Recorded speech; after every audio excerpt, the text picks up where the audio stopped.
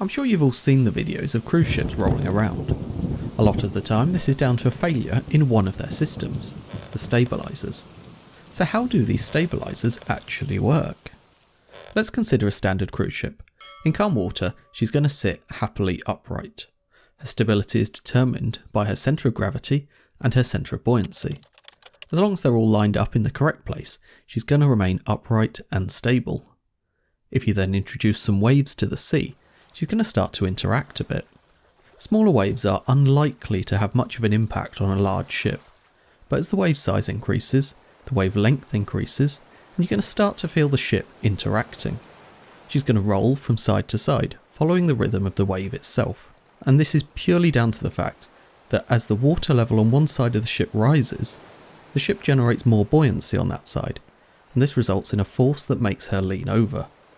Most of the time a ship will happily just continue riding the waves, rolling gently from side to side.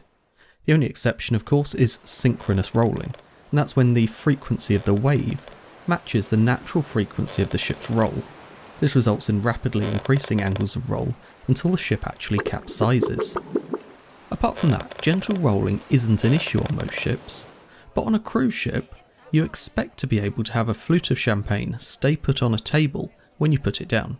You don't want the ship to be rolling underneath you, spilling your drink everywhere. Instead, these ships use stabilisers to minimise that rolling.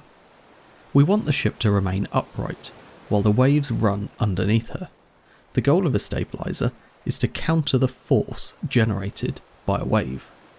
Unfortunately, that force isn't constant.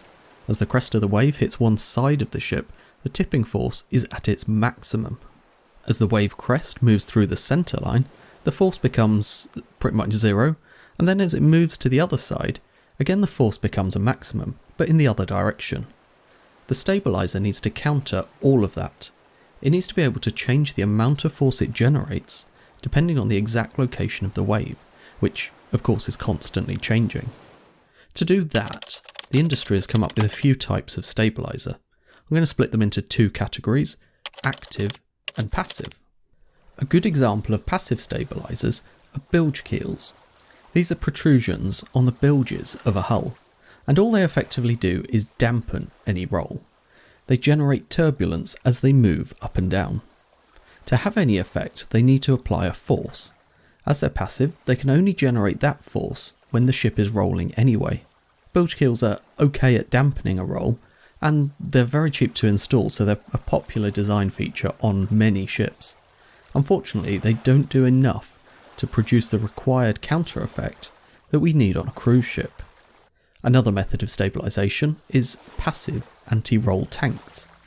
These are tanks installed in the extremes of the ship's breadth. The key to these is in the design of the crossover pipes. Normally, with the ship upright, they're going to have the same amount of fluid on each side. As the ship leans over one way, the fluid in the low side is going to increase. If you can control the flow of fluid enough, you can have the maximum amount of weight in that side as the wave moves across the ship. Theoretically, if you keep the fluid there while the wave crest is there, it can help to counter the roll. Of course, you need to release it to let it flow to the other side at just the right time so that it's ready to counter the next wave crest as that approaches. You can add in more control onto these tanks, making them semi-active. Or you can even add in a set of pumps, controlled by a gyroscopic stabilisation system that can pump water across whenever it's needed. This would be a fully active system, and these sort of stabilisers are good on ships. They would work okay on cruise ships, as they can actively counter the force of the roll as it's happening. Unfortunately, it does take time to pump water across, so you still haven't achieved instant stabilisation. For that, we're left with the fin stabiliser. This is actually the most common form of stabilisation that I've encountered on cruise ships. The system basically consists of a hydraulically operated wing that extends out underwater. You'll notice it looks similar to the bilge keels that we discussed earlier. The main difference is that with these active fins, you can change the angle of attack. Looking at the side profile of a fin, you'll see what happens when it rotates. Turn it one way and the water flow will produce a huge force in one direction. Turn it the other way and you've instantly swapped the direction of that force. With the correct gyroscopic control, you just need to rotate the fin in such a way that it counters the force generated by the wave that is trying to roll the ship. Indeed, you can even use it to counter a roll generated by other forces, like wind or even internal movement of people or cargo. The main disadvantage of these fins though, is that they're only going to work while the ship is actually moving. They need a water flow across them. Below a certain speed, often about 6 knots, that water flow is not actually enough to generate a sufficient righting force. Luckily, most cruise ships have a minimum speed well above this anyway, so it's not actually an issue when they're on passage. This is why cargo ships, with their generally slower speeds, don't typically install active fin stabilisation. Saying that, there are container vessels that do, but only ones where their typical cruising speeds are high enough to get the maximum benefit. So next time you're sipping your champagne in a high sea, just spare a thought to the technology that's going into keeping your glass from sliding off the table. Hopefully you've enjoyed today's video. For more videos like this every other Friday, be sure to subscribe right here on the channel.